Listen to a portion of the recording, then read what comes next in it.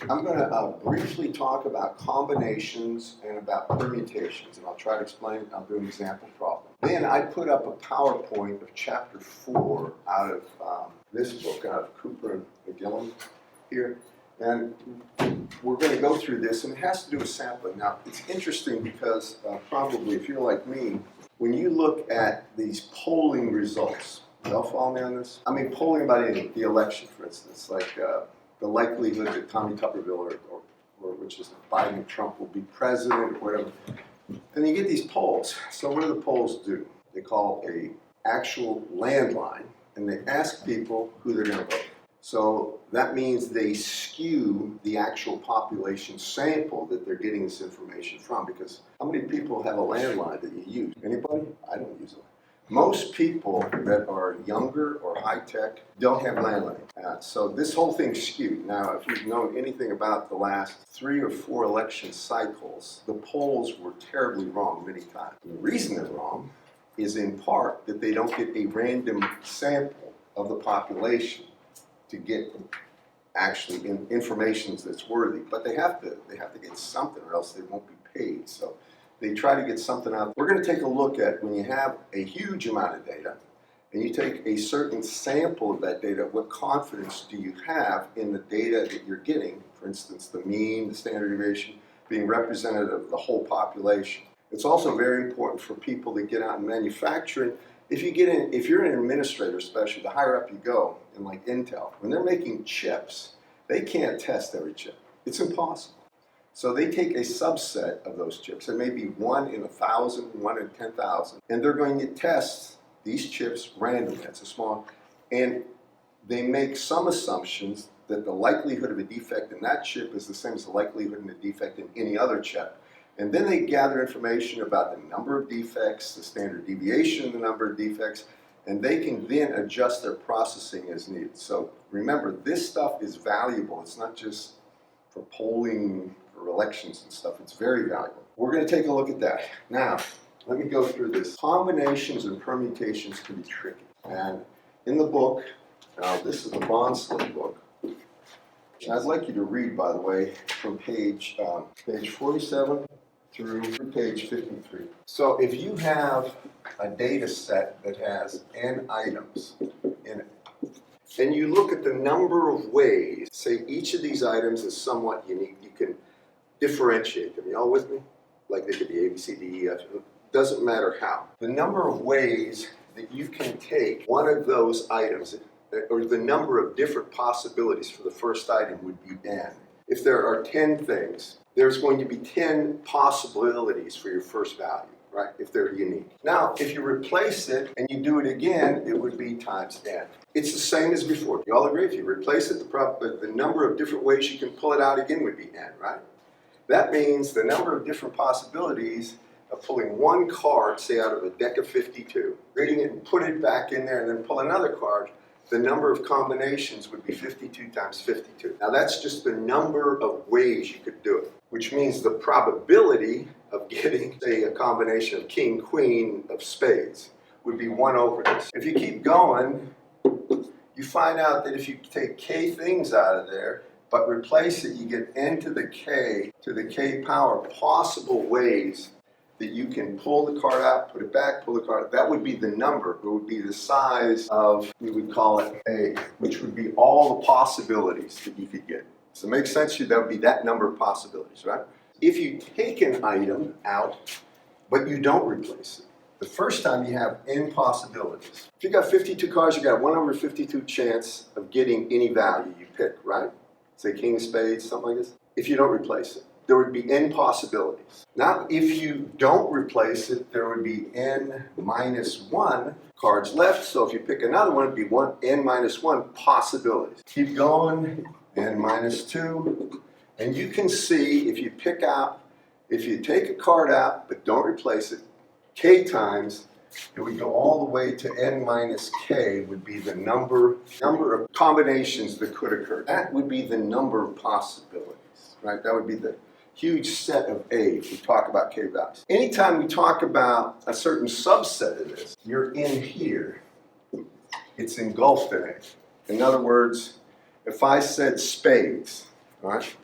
then that changes things. Because how many spades are there? 13, right? All right, we could go through that little discussion. But now I want to get to the essence. So if you think about this, if you don't replace it, so there's no replacement, and order is not important. Suppose you have wine, you have Merlot and Zinfandel. So if you think about this, if order is important, you got Merlot, say 5 bottles of Merlot, 5 bottles of Zinfandel. Now, if we wanted to find out what is the probability of getting, say, 2 bottles of each, if you draw, you got 10, you're drawing 4 bottles, right? If order is not important, then it doesn't matter if you have Merlot, Zinfandel, or Merlot, Zinfandel. That's order is not important. If order is important, if you're looking for all the possibilities like Merlot, Zinfandel,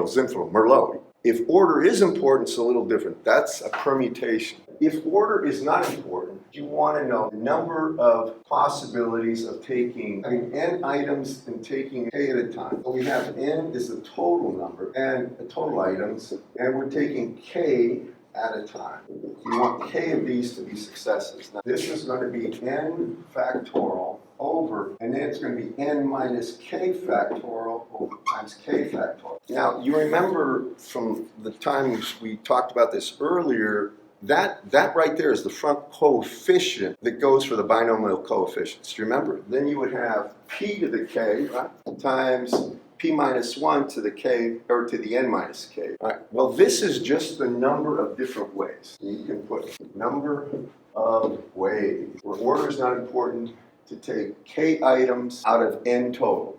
I mean, you're just plugging. If I have 10 items, how many different ways are there to take 3 items out of that where order is not important? It's just going to be 10 factorial over 7 factorial times 3 factorial. But that is if order is not important, and these are called combinations. If you have something where order is important, you're going to have a much larger set of possibilities. Remember the Merlot, Zinfandel. If it's only 2 Merlot, 2 Zinfandel, and you don't care how they appear, it's one thing, it's this. But, and this is without replacement, if you care the order, it's this. So for this, it's going to be equal to n factorial over n minus k factorial, n times p of k. N items, k different ways, but where order is important. So here's the problem, and it's the wine problem. Almost guaranteed you're going to get a problem like this. And here he's going to have a total, he's going to have 8 bottles of Zinfandel, 10 bottles of Merlot, 12 bottles of Cab, 7 on. So it says a friend of ours is giving a dinner party. Her current wine supply includes 8 bottles of Zinfandel, 10 of Merlot, and 12 of Cab. She drinks only red wine, obviously, all from different wineries. If she wants to serve 3 bottles of Zinfandel and serving order is important, how many ways are there to do this? Now this is just going to set the stage so you focus on what's important. Only thing you care about is Zinfandel, this. And here she makes a statement, order is important. So the number of ways, in other words, each bottle is unique. Think of them have some labeling, 1, 2, 3, or 1978, 79, 80 kind of stuff. There's something unique about it. So the way to do it is going to be equal to, well, it's the probability of nk, and that's going to be n factorial over n minus k factorial, because order is important. So the number of different ways is going to be, you got 8 total, 8 factorial over, and this would be 8 minus 3 bottles of Zinfandel. The reason is that she just wants the number of different ways, if you're getting Zinfandel, of getting 3 bottles. In other words, order is important. So if you look at this, so if you put 8 factorial over 8 minus 3 factorial, that's going to be 5 factorial. So that's going to be 136. If you just want to know how to order Merlot, and you're taking 3 bottles from all of them, how many different ways can you order them? That's what he said. I mean, where order is important for 3 bottles. So that's part A of that. Okay, part B, if 6 bottles of wine are to be randomly selected from 30 serving, from the 30, how many different ways are there to do this? So here, order isn't important, and she's going to select 6 of those. So how many different ways can you select those if order is not important? In other words, you could have Merlot, Zinfandel, Merlot. It doesn't matter as long as you look at it as all the total combinations of them. For this one, n over k, and this is going to be n factorial over n minus k factorial. So it is the number of ways, the permutations. Then you divide it by k factorial. And so this is going to be 30 factorial over 6 minus 30 is 24 factorial. And then 6 factorial. So this is really 593,775. So that's part B. Suppose we're pulling out stuff and we got A, B, C. If you don't care about the order, there's one way to do it, right? If you pull out A, B, C, you got A, B, C, or B, A, C, or A, C, B, and you get the idea. Those are combinations. But if A, B, and C have to come out, there's only one way that we're assuming they come out. The permutations words that you could have A, B, C, then you could have C, B, A, and you can see that there's going to be a whole bunch of different permutations of the possibilities that fill those slots, or the way to arrange them. Part C is, if 6 bottles are randomly selected, how many ways are there to obtain 2 bottles of each variety? We want 6 bottles, or we want 2 bottles of each variety. If you look at the possibility, and here is of selecting 6 bottles. They want 2 of each. There's all 6 bottles. Here's all the Zinfandel. Here's all the Merlot. And here's all the Cab. They can't be overlapping. Y'all follow me? A Cab can't be a Zinfandel. 2 bottles of each, total 6, right? That means for the Zinfandel, this would be representing the 2 bottles of Zinfandel for a total of 8 total here. Then there'd be a subset here. Here's 2 bottles of Cab for a total of 12 Cab. And then here's the subset of 2 bottles of Merlot, 10 total. The idea is order is not important. These probabilities are disjoint. That means the probability of that event occurrence would be a probability of this times the probability of that times the probability of this. When I look at this, if order isn't important, it's going to be 8 over 2. And then I have 10 over 2 times 12 over 2. So this is really 8 factorial over 6 factorial, 2 factorial, times 10 factorial over 8 factorial, and then 2 factorial, and then 12 factorial over 10 factorial times 2 factorial. 83,160. If you got Inspire, menu 5.3. For combinations. And you could do menu 5.2 for permutations. And that is the right answer. The next part of the problem, so here's part D. If 6 bottles are randomly selected, what is the probability that this results in 2 bottles of each variety being chosen? So they're saying we've got 6 bottles. How many different ways can you get 2 of each? That's what we did up there. Now it says we're assuming part C happened. If 6 bottles are randomly selected, we know how many different ways. If 6 bottles are randomly selected, what is the probability that this results in 2 bottles of each variety being chosen? Now this isn't the number of ways. Now we want the probability that 2 bottles of each variety are chosen. We just did this right here. This is part C, where we found the number of combinations that are possible for just 2 bottles of each, right? So think of it this way. Now we're going to say we're going to select 6 bottles, and what is the probability of that occurring? So here's the possibility of all outcomes, you might say. Now you got a subset in here, and I'll call it A, and that's 6 bottles, where order is not important. And that would be what? That would be 30 factorial over 6 factorial, right? Times 30 minus 6 factorial. That's this one. Then in here, we got the set B, and that is going to be 2 bottles of each that we just didn't see. We're going to look at 2 bottles of each chances, because that's the subspace, right? That's this B right here, which is going to be 8 over 2, 10 over 2, and 12 over 2. So it's that part right here. Now A itself will be equal to, or the number, this is the number. Now that's going to be equal to 30 over 6. So if we want this answer right here, for that one, the probability, and it's just really that number of possibilities right there divided by the total number of possibilities for 6 bottles. That's the only thing I'm really saying. This probability of 2 of each, and this is a probability, not number of combinations, is going to be equal to... Yeah, 0.14. That's right. 30 factorial.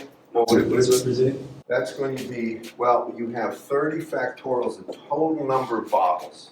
And over here, you're going to have 30 minus 6, because we're pulling 6 from that factorial, and then 6 factorial. 30 minus 6 is 24 factorial. It's the possibility of 6 bottles being taken, the probability, how many different ways 6 bottles can be taken, and order is not important. Now some of this stuff takes time because imagine each one of these bottles have some kind of a unique marking. So if order is important, you could take the 1978 vintage of the Zinfandel, the 1980 vintage of the Zinfandel Yellow Foam. But if you mark them, how many different ways can you take them? That would be the permutation. I looked in his book. I've looked in several. They start with this ABC stuff. And they just say, look, if you think about, you got 3 values, 1A, 1B, 1C. There's only one way that they, if you got that, you can have, and order is not important. The number of ways you can do is one, if you got this. But the number of ways they can be ordered, which would be the permutations, then you're going to have really one. Oh, that's 2 to the 3rd. If you think about it, it's like the binary thing where it's shift. You got A, B, C, and then you can think about it C, A, B, and then B, C, A, and then you reverse them and you get these permutations of that. That's part D. If 6 bottles are randomly selected, what is the probability that all of them are the same variety? This represents everything, all 30 bottles. Now of that, we're going to select 6 of them. This is a subset. This takes 6 of them. How many different ways are there to take 6 bottles out of there? We just did it. 30 factorial over 6 factorial, right, times 30 minus 6, or 24 factorial. Now, in that, he says all the same variety. So now you want 6 Zinfandel selected out of all Zinfandel, and then, or 6 Merlot out of all Merlot, and 6 Cab out of all Cab. They would be additive, not multiplied. Because if you had 6 Cab out of the total possibilities, well, that's 1, but there's also a chance you could get 6 Merlots out of all of them, and 6 Zinfandels out of all of them. What's the probability of either 6 bottles of Zinfandel, that'd be all Zinfandel if there's 6 bottles selected, plus the probability of 6 bottles of Merlot, they're all Merlot, 6 bottles of Cab if they're all Cab, divided by the total number of combinations of 6 bottles. Follow me? Order is not important. On the upstairs, here you're going to have, from the Zinfandel, it's 8, so it's 8 right over, and this is going to be 6, plus, not multiply here, because if this occurs, it has nothing to do, they're just going with this occurring or not, and this would be additive. If this occurs, it's one thing, but if it doesn't occur, there's still possibilities. The next one is going to be 10 over 6 plus, and then it's going to be 12 over 6. And then we got 6 bottles, so that's 30 over 6. Now, this is the one that I erased where you're going to have 8 factorial over 6 factorial times 2 factorial for this one, 10 factorial over 4 factorial times 6 factorial for this one. You're going to have to add 12 factorial over 6 factorial over 6 factorial, all divided by that. You all with me? What do you get for that? I got 0.002. Now what I'm going to do, we're going to talk about chapter 4, and we're talking about actually taking samples. You got, say, a huge number, 100 million possible results, and you're going to sample maybe 100 of them randomly. They assume it's an unskewed sampling. And now we want to talk about what's the mean of that sample mean in terms of the sample that you actually got with respect to the real mean, and what is the standard deviation of the sample in terms of the real sample standard deviation. So this is discrete events. All right, so statistics, we know about this. Applications, sampling. How many samples do you need from a large population to get something representative? And what confidence interval? Do you hear that? It's one thing, by the way, the polls, I've noticed this since I've taught this course. Every single poll that tells me who's going to be elected or something like that, I've noticed they don't put the confidence interval. If you remember the election with Hillary Clinton and Donald Trump, Hillary Clinton, according to the polling, was a 95 to 99%, depending on the one, chance of winning. I assume that was a confidence interval. It's amazing that they could be that far out of whack, but the problem is the people that they're sampling are not representative. So we're going to be talking about sampling theory, public opinion polls, that's a good one, but IC manufacturing is for you guys, because I can almost bet a lot of money. Some of you are going to end up making things like for Adtran or Dianetics, making chips, and the yield rate on chips that will give you the estimated earnings or the estimated profit, the expected earning on so many sales. That is critical for a company's survival. You have no idea how they live on the margin with competition. This is automobiles, microchips, everything. Then the hypothesis testing, I want to just tell you about this. Some of this is going to seem silly, but if you see a pattern, you're going to test and see if that pattern, in fact, is legitimate or not. So you put forth a test to test it, and then we're going to see statistically what chances of that hypothesis being correct are. And it's never black and white. It's never it is or it isn't. They'll give you some ideas of when you say something is true or not, but it's all based on probability. Linear regression is mainly curve fitting in general is very valuable, but linear regression is something you take data and work backwards to get it fit. So here we go. This is just to get you familiar with the terminology. Capital N is the total population, the number of whatever, registered voters, IC chips, people. Small n is always the sample you're going to be dealing with. All right, so capital, all, small, the subset that we're going to use. Example, so if you got 1,000 resistors and they're supposed to be like at 1,200 ohms, and you start plotting versus the number of resistors, the actual value, you see there's a variance. And then what is the mean of these resistors? Well, if we randomly select 3 resistors, you got 1,000 total. Now you're only selecting 3, and you're going to figure out something about this. Anytime there's a small x, it has to do with the sample. When they have indices 1, 2, and 3, they're the unique values from that sample. The sample mean is just add them all up and divide by the number. That's real straightforward. So what does that mean have to do with the true mean? And how do we ensure, how many resistors do we need to sample to ensure that the sample mean is in plus or minus 1 ohm of the true mean? Now, this is statistical too, and you're going to have to understand when we say it is within 1%, it's the probability it's in 1% of the true mean. You'll see what I mean in a second. More just notation. And you can see here that the real deal is capital X is a random variable. And then when you take x sub I, it's still a random variable, but it's an arbitrary sample. Small x is a particular value, and x of I is a particular sample taken from the population. Then capital X bar is the true mean, and then x bar hat is the theoretical mean, and x is the actual sample mean. See, the true mean you understand. If you got all those resistors, you add them all up, divide by the number, you got the mean. The sample mean, you add them all up, divide by the numbers in the samples. That would be the sample. This is the theoretical sample mean. It is a random variable. So x sub I is a random variable. All right, if you go back, x sub I is an arbitrary sample taken from the population, but it is still random in nature. It doesn't have specific.